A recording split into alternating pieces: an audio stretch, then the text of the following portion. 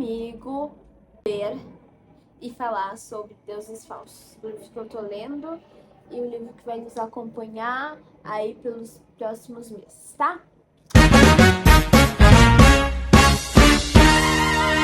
A primeira parte, aqui, deixa eu ler. Tipo, a gente tem a introdução, tem capítulo 1 que eu tô, né?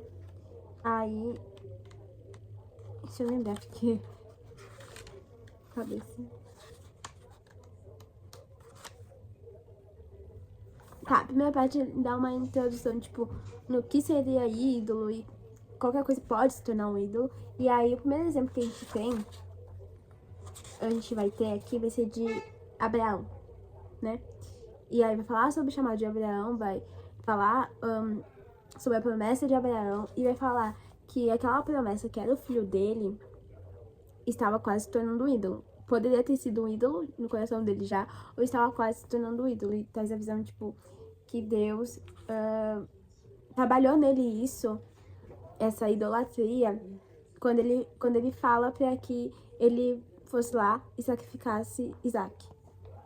E em todo aquele tempo que ele estava indo ali sacrificar o filho dele, ele estava confiando no Senhor, ele estava botando em prática a fé dele, de que o Senhor é santo e de que ele faria alguma coisa, entendeu? Independente se o resultado aos nossos olhos fosse bom ou ruim, mas que o Senhor é soberano sobre todas as coisas. E ele manteve a sua obediência.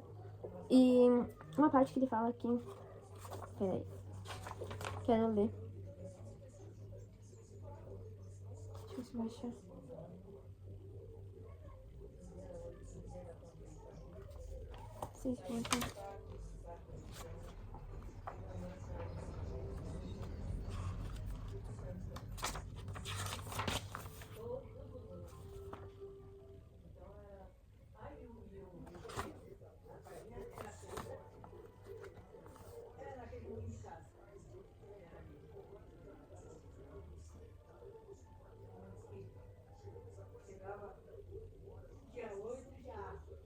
Aqui, ó.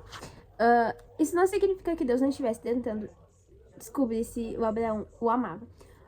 O Deus que vê tudo e conhece a condição de cada coração, antes ele estava fazendo Abraão passar pela fornalha a fim de que seu amor por Deus pudesse, enfim, tornar-se puro como ouro.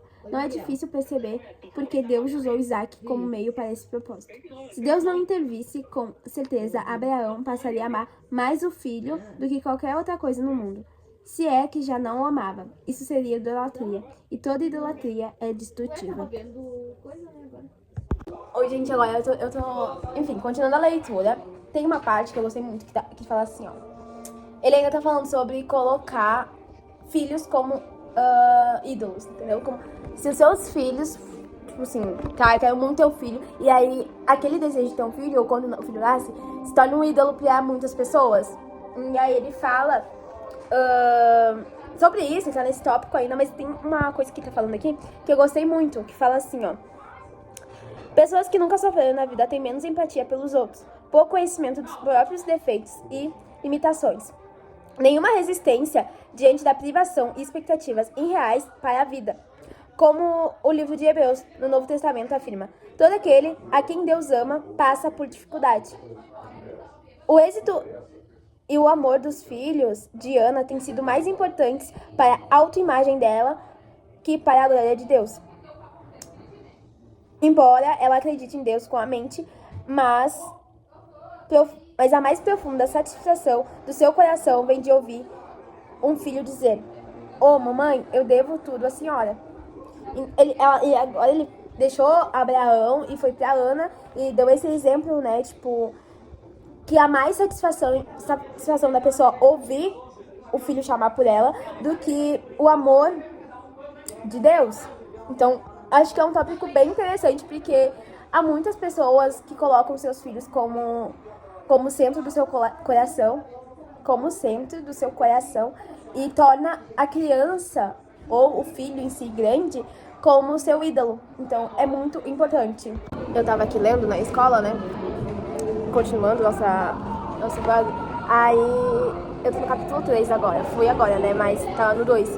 E aí fala muito sobre o nosso Deus ser um relacionamento, um homem, ou várias questões amorosas, colocarmos elas como o nosso Deus, no nosso coração, aquilo, meu Deus, que eu quero tanto desesperadamente, mas eu quero por mais puxado por uma idolatria ou do que, tipo, algo normal da vida. E aí, ele nos dá o exemplo de Leia, né, que não era amada, coitada, sofrida, mas que encontrou um amor em Cristo e ela pôde ser liberta pela frustração de não ter sido amada por Jacó. E dali vem a descendência de Jesus Cristo. Então, eu acho bem legal. E agora a gente vai falar sobre dinheiro. Eu acho bem interessante porque o dinheiro, para muitos, é um Deus. Muito, muito. Voltamos. Tem uma parte que ele tá falando sobre dinheiro. Eu gostei muito da parte anterior. Eu acho que é minha favorita. Ele fala sobre a idolatria masculina e a idolatria feminina. É um livro muito bom. Eu acho que assim, a escrita é muito boa. É uma leitura que foi, que tipo, sabe, ela não empaca. Eu acho que quem tá empacando mais sou eu. Mas o livro é muito gostoso.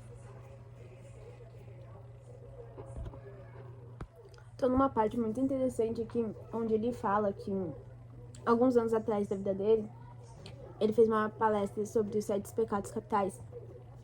E aí que, enfim, a esposa dele falou assim, quando ele fosse ministrar sobre a ganância, muita gente ia ir pra ouvir. E, enfim, muita gente foi quando ele falou sobre ganância. Só que as pessoas não se consideram gananciosas. Tipo assim, o lugar ficou abarrotado de pessoas para ouvir sobre luxúria e ira. Luxúria e ira. Até mesmo sobre orgulho. Mas ninguém se considera ganancioso. Como pastor, as pessoas vêm a mim para confessar que lutam contra quase todo tipo de pecado. Quase todo. Não consigo me lembrar de alguém me procurar e dizer: gasto meu dinheiro demais comigo. Creio que a minha cobiça gananciosa por dinheiro é prejudicial para mim, para minha família, minha alma e as pessoas que me rodeiam. Eu acho isso muito engraçado. Acho engraçado pelos memes de hoje em dia, porque é muito, muito, tipo assim, engraçado. Tem vários, quando a gente entra no Instagram, tem vários memes, tipo assim, sobre querer gastar com você mesma. E a gente não vai pra esse lado, que pode ser um pecado.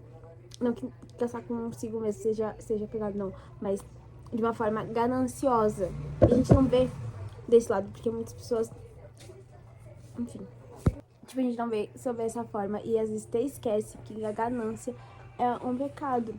Eu não tinha olhado pra esse lado sobre a ganância de dinheiro em gastar consigo mesmo. Tipo assim, de uma forma gananciosa mesmo. Não como uma forma, tipo, preciso e vou lá, mas uma forma gananciosa sobre isso, essas coisas. E eu acho que é muito difícil a gente se auto ver a ganância em nós mesmos e falar, nossa, sou ganancioso. E perceber esse tipo de pecado em nós. Acho que o orgulho tá ok. Posso ver que sou orgulhosa, posso ver que eu me iro. Mas, enfim. Ele também vai nos lembrar, tipo, ele vai falar sobre cobiça. E tipo, cobiçar e coisas. E quando eu tava lendo essa parte sobre dinheiro, sobre ganância, sobre cobiça, eu vejo muito pra nós hoje em dia, redes sociais e certas influenciadoras que o conteúdo delas é simplesmente compra. Assim, elas não têm nada de útil, elas não têm nada de útil. O conteúdo delas é simplesmente elas comprando e recebendo algo e isso gerando um certo... gera muita comparação. Muitas pessoas, mulheres principalmente, ficam endividadas porque elas cobiçam e aí elas compram, compram tipo, sabe, assim, sem pensar. Uma blogueira que eu tenho que o conteúdo dela é simplesmente só compra. Peraí. conteúdo dela simplesmente só compra, e ela, tipo, abrindo compras e mais compras, é a Malu Borges. Por muito tempo eu segui ela, mas, tipo assim, ela não tinha nenhum conteúdo de moda, ela só comprava roupa e vestia, ela não tinha nada de útil, ela não tinha nada a acrescentar. Ela simplesmente só vestia as roupas bonitas que ela comprava e que ela tinha acesso, porque ela tinha muito dinheiro, ela tem muito dinheiro. Então, quando tava lendo, eu lembrei muito disso, desse fator, porque hoje em dia a gente tem muitas influenciadoras que elas não têm conteúdo nenhum, elas não te ajudam em nada, elas não te acrescentam em nada, elas só te geram desejo por algo que você possivelmente não vai ter acesso ou não vai conseguir, porque a maioria das pessoas que seguem essas influenciadoras são classe baixa, que não tem 5 mil reais pra gastar numa bolsa, que não tem 5 mil reais pra gastar numa calça, que não tem um salário mínimo pra comprar uma peça de roupa, né? Então, eu levei muito pra esse lado do hoje em dia, redes sociais e o que gera na gente, e que gera muita cobiça em muitas pessoas. Então, isso é um ponto que eu queria trazer. Esse livro é muito bom, tá? Muito bom mesmo. E eu amo a linguagem dele, eu já falei, mas eu queria falar. Eu gostei muito da linguagem dele. Acho muito interessante porque nessa parte sobre dinheiro e, enfim, ser um deus falso, ele traz o exemplo de Zaqueu, né? Cobrador de impostos, e ele cobrava, tipo assim, ele roubava as pessoas, porque era um preço absurdo, porque podia, né, cobrar absurdos e extorquir pessoas. E ele fazia isso, tá? E aí, ele vai nos dar esse exemplo, né? Zaqueu e toda... Vai nos dar esse exemplo de Zaqueu e toda a transformação na vida dele que ele teve. Enfim, eu achei muito interessante ele falando. E aí uma frase aqui que eu gostei muito legal. A salvação de Deus não chega em resposta a uma vida transformada. A vida transformada chega em resposta à salvação, oferecida como um dom gratuito. Tipo assim, Zaqueu, Jesus entrou na casa dele, enfim, ele quis a transformação na sua vida. E aí ele fala que ele vai dar 50% de tudo aquilo que ele tem. E aí ele vai nos explicar umas questões aqui. E aí eu gostei dessa frase, sabe? Que fala que a salvação não chega em resposta a uma vida transformada, mas a vida transformada é uma resposta da salvação. Interessante. E interessantíssimo. Mais uma parte interessante, vou ler aqui. Essa era a razão do novo coração de Zaqueu. Se a salvação fosse merecida de acordo com a obediência ao código moral, então a resposta de Zaqueu teria sido: quanto sou obrigado a dar? Contudo, essas promessas eram reações à graça superabundante, generosa. Por isso, a pergunta foi: quanto posso dar? Ele entendeu que, apesar de ser rico no aspecto financeiro, estivera falido espiritualmente. Mas Jesus despejará riquezas espirituais sobre ele com liberdade. Zaqueu deixou de ser opressor dos pobres para tornar-se defensor da justiça. Passou de acumulador de riqueza à custa de quem estivesse ao seu redor para servo das pessoas a desrespeito da sua própria riqueza. Por quê? Jesus tinha substituído o dinheiro como salvador de Zaqueu, de modo que o dinheiro voltou a ser simplesmente dinheiro. Agora ele era instrumento para fazer o bem, para servir as pessoas. Agora que a identidade e segurança de Zaqueu estavam fundamentadas em Cristo, ele tinha mais dinheiro do que necessitava. A graça de Deus havia transformado sua atitude para com a própria riqueza. Outra coisa interessante é que ele vai nos falar sobre ídolos profundos e ídolos superficiais, tá? E aqui. Tá, ídolos profundos. Algumas pessoas são fortemente motivadas pelo desejo de influência e poder, ao passo que outras se entusiasmam mais com a aprovação e a estima. Algumas querem conforto emocional e físico, mais do que qualquer outra coisa, ao passo que outras desejam segurança e o controle do próprio ambiente. Pessoas dominadas pelo ídolo profundo do poder não se importam em ser impopulares a fim de obter influência. As mais motivadas pela aprovação são o oposto. Pedem o poder e o controle com alegria, desde que todo mundo pense melhor a seu respeito. Cada ídolo profundo, poder, aprovação, conforto ou controle, gera um conjunto diferente de temores e um grupo distinto de esperança. Agora vamos para ídolos superficiais, que são dinheiro, nosso cônjuge, nosso marido ou esposa, ou os filhos, pelos quais nossos ídolos profundo buscam satisfação. Em geral, Não nos aprofundamos na análise de nossas estruturas de ídolos. Por exemplo, o dinheiro pode ser um ídolo superficial, que serve para satisfazer impulsos mais fundamentais. Algumas pessoas querem uma grande quantidade de dinheiro para controlar o seu mundo e sua vida. Essas pessoas normalmente não gastam muito dinheiro e vivem de maneira bastante modesta. Mantêm todo o dinheiro guardado e investido como segurança. Assim, podem se sentir absolutamente seguras no mundo.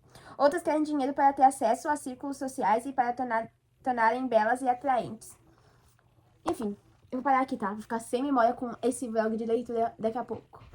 Uma coisa que eu queria comentar, eu acho que esse fato do dinheiro, ele traz muito como ele ocupa o espaço do nosso coração e como ele gerencia a nossa vida. Não que seja errado, gente, enfim, comprar algo pra nós, ou guardar dinheiro, ou, tipo, saber administrar o nosso dinheiro positivamente. Não é esse fato que ele traz, porque às vezes falando assim, parece que estamos colocando nesse lugar aí, mas não, mas como tu ver o dinheiro, se ele é tudo que você tem, e eu acho que a idolatria em si, o nosso ídolo, pode ser ele qualquer um dos nossos tópicos que o livro vai trazer, em que lugar do nosso coração ele tá. Eu acho que o ídolo em si é o quanto de espaço ele ocupa o nosso coração e o quanto espaço Deus ocupa o nosso coração. Muitas vezes, muitas das questões ou dos tópicos ocupam um espaço que não é deles, é de Deus. E eu acho que isso que é idolatria e ídolo, é colocar eles num espaço que não é deles, é sim somente de Deus. Então, acho que é muito neste lugar. Se o dinheiro é tudo que eu tenho, meu Deus, o dinheiro é tudo que eu tenho e o meu foco total é ganhar dinheiro, é gastar dinheiro, é guardar dinheiro, é tudo pra minha vida. E não tipo, ok, eu quero só administrar meu dinheiro, ok, eu só quero conseguir investir meu dinheiro, eu só quero ser uma boa administradora do dinheiro. E às vezes administrar o nosso dinheiro também ajuda a gente não colocar ele como um ídolo no nosso coração. É isso, tá? Vim gravar, falar sobre nossa sequência, né? Peraí, meu mundo tá cheio de coisas, peraí. A sequência, a gente tá na página 141. Ele tá falando sobre mais puxado pro quando o poder se torna um ídolo na nossa vida. Assim que eu tenho entendido, entendeu? Falou sobre o medo. E tem uma frase muito legal aqui que ele traz o exemplo de Nabucodonosor. E aí ele tá falando bastante dele nesses tópicos. E aí tem uma frase que pegou bastante. Pessoas poderosas não gostam de admitir quão frágeis realmente se sentem. Aí tem o medo da impotência, o rei castigado, a ilusão que estamos no controle. Ele fala sobre isso e realmente a gente se ilude com isso. Acho que a gente tem controle, mas a gente não tem controle de nada, nem da nossa própria vida, o que é bem engraçado, tá? Tipo, a gente não tem controle de nada na nossa vida a gente tem controle. Tipo assim, a gente realmente é dependente, muito dependente de Deus. Ele que tem controle de todas as situações da nossa vida. Todas. E eu acho que confiar em Deus também é entender o controle que ele tem na nossa vida. E aí, gente, partindo para o capítulo 6, ele vai falar sobre ídolos ocultos nas nossas vidas, né? O lucro, a cultura, nossa religião. É nesse daí que eu tô agora. Eu espero terminar esse livro hoje e entregar esse livro hoje, porque eu já tô um tempo com esse livro. É um livro pequeno, mas é um livro pequeno que tu tem que digerir, pensar, refletir e respirar e pensar. Será que não tem nenhum ídolo na minha vida atualmente? É um tópico bem confrontador com você. Enfim, a gente pegou e já falou agora até. Ele falou sobre ídolos que são relacionados à cultura e à religião também.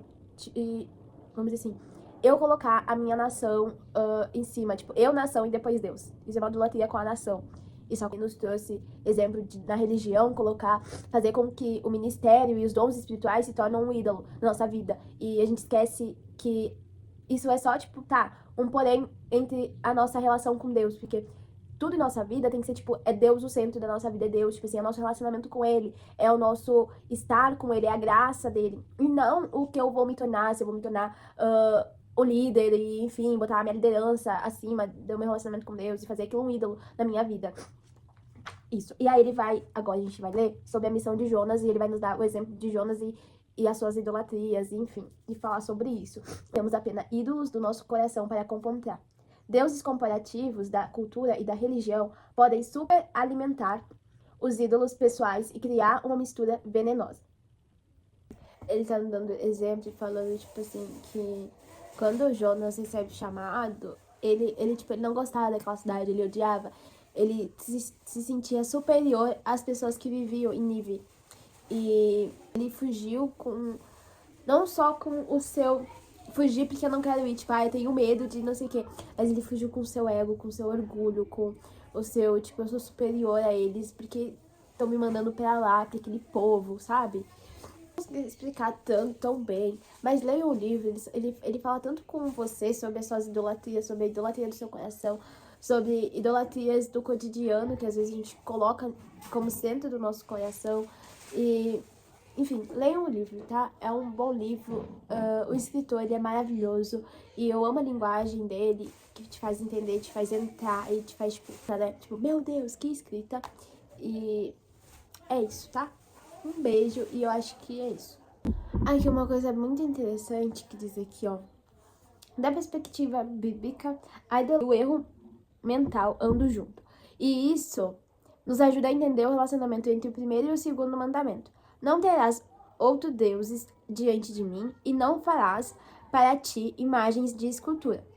Não só somos proibidos de adorar deuses falsos, como não devemos tentar fazer imagem visual de Deus verdadeiro. Por quê? Em detalhes essa questão e concluem que tentativa de produzir imagens de Deus leva qualquer à distorção e redução. Por exemplo, uma imagem poderia mostrar Deus bastante majestoso, mas não conseguiria, ao mesmo tempo, retratar seu grande amor. No fim, qualquer pessoa que tente produzir uma imagem da divindade criará uma distorção. Portanto, um Deus falso, mesmo que a intenção seja de adorar o Deus verdadeiro, assim como uma das grandes esferas da idolatria é um erro doutrinário ou teológico. Se alguém acredita em Deus de amor, mas não da justiça ou da santidade, e não de misericórdia, o entendimento dessa pessoa que de modo que ela, na verdade, adora um Deus falso. Oi, gente. Enfim, estamos acabando nosso vídeo, porque terminamos o livro. Estamos numa ressaca literária, então foi bem difícil terminar esse livro, assim. Não tenho nenhuma vontade de ler ultimamente. Tô bem mal, assim, em questão a minha leitura. Eu acho que a gente não vai conseguir completar 22 livros em 22 anos. Isso me deixa muito triste. Porque, assim, é certo, chega em março, eu passo por uma ressaca literária, assim, anualmente. Depois, assim, eu vou melhorando. A minha melhor época pra ler é final de ano, ali. Chegou agosto, eu viro, assim, a pessoa mais apaixonada por livro. E eu começo a ler. E aí eu leio muito. Leio o final do ano todo, chega em janeiro, ok. Depois baixo. Enfim, tô muito triste com isso, mas eu espero que ano que vem eu me programe melhor. E aí eu vou começar 5 meses antes do meu aniversário. Falando sobre deuses falsos, eu acho que eu já falei mais de uma vez o quanto a escrita desse autor é linda, maravilhosa, é boa de se entender. Nossa, é um livro muito precioso que te faz pensar sobre ídolos que, enfim, qualquer coisa pode se tornar um ídolo no nosso coração. Se a gente não tem Jesus, Cristo, como centro da nossa vida, o amor dele como algo precioso em nós, é tão fácil a gente colocar outras coisas no lugar e tornar aquilo um ídolo e se perder. Então, é um livro que te vai fazer tu pensar sobre a tua vida e se não tá colocando algumas coisas como ídolo do seu coração. No final, ele fala uma coisa muito interessante e eu queria ler. Idolatria não é apenas deixar de obedecer a Deus, mas também colocar o coração inteiro em algo além de Deus. Isso não pode ser remediado apenas pelo arrependimento. Afastar-se dos ídolos não é menos do que essas duas coisas, mas também é bem mais. Mantenha o seu pensamento nas coisas do alto, onde a sua vida está escondida com Cristo em Deus. significa apreciação, alegria e descanso em tudo que Jesus fez em seu favor. Isso envolve adorar com alegria, uma percepção da realidade de Deus em oração. Jesus teve tornar-se mais belo para a sua imaginação, mais atraente para o seu coração, do que o seu ídolo. Isso que substituirá os seus deuses falsos. Se você não arrancar o ídolo e não plantar o amor de Cristo no lugar, o ídolo tornará a crescer. Alegria e arrependimento devem andar juntos. Arrependimento sem alegria levará ao desespero. A alegria sem arrependimento é superficial e só fornecerá inspiração passageira e não mudança profunda. De fato, quando nós alegramos no amor sacrificial de Jesus por nós de maneira plena, ainda que nós, paradoxal, somos mais verdadeiramente convencidos do nosso pecado, quando nós arrependemos por medo das consequências, não lamentamos de verdade pelo pecado, mas por nós mesmos. O arrependimento com base do medo. É melhor eu mudar ou Deus vai me pegar. É autopiedade. É, resumo isso, tá? Todo livro é importante. Se eu pudesse, eu leria tudo. Ele fala exatamente aquilo que a gente já tinha comentado sobre entender. Tipo assim, é uma luta que eu acho que vai durar a nossa vida toda, assim, que a gente vai, tipo, enfim, né? Porque é algo constante, né? De não colocar um ídolo no nosso coração. Mas entender que, tipo assim, isso só vai cair por terra, meio pentecostal, quando a gente realmente crê em Jesus, quando a gente realmente botar ele no centro, sabe? É difícil a gente às vezes não deixar se levar, e às vezes, tipo, é fácil falar e várias outras coisas, mas, tipo, ter ele como centro, ele como paz, ele como realmente tudo, ter nossos, ter oração em dia, ter Bíblia em dia também, e é isso, sabe? Eu acho que ele falando é melhor do que eu falando, tá? E uma coisa que me pegou aqui, ele tava falando sobre medo de Deus, e hoje, né, na escola, o Sawyer, ele falou que ele é aquela pessoa que gosta de estudar a Bíblia, mas ele não crê na Bíblia, não crê em nenhuma religião. E aí ele tava falando sobre a gente ter medo de Deus e, enfim, a visão dele, dos crentes, que ele tem uma visão de como que a gente tivesse mais medo de Deus do que outra coisa.